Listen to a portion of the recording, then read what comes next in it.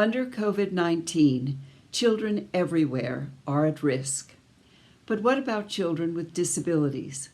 Those children are at an even higher risk.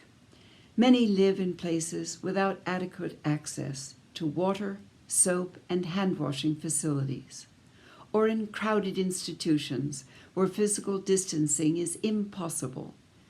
So much of the information about how to protect themselves from infection is not in a format they can understand, like sign language, easy read, or Braille. But COVID-19 is not the only threat facing them. Boys and girls with disabilities are often already out of school. With schools being shut down, they'll fall even further behind. They're also at heightened risk of violence, abuse, and neglect, as families and households are locked down.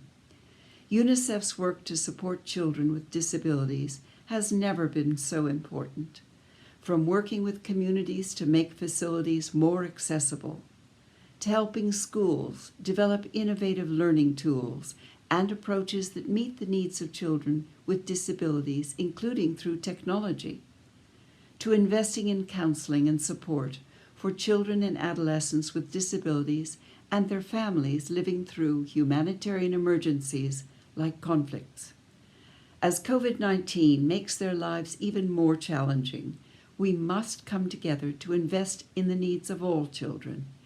UNICEF fully supports the Secretary General's call for a COVID-19 response that puts the needs of these children front and center.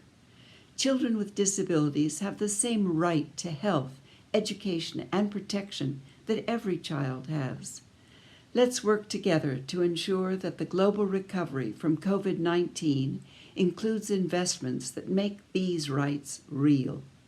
Let's listen to the needs of children with disabilities and design programs and services around these needs. Let's imagine a post-COVID world in which every child, with or without disability, gets the love, support, and opportunities they need to fulfill their potential.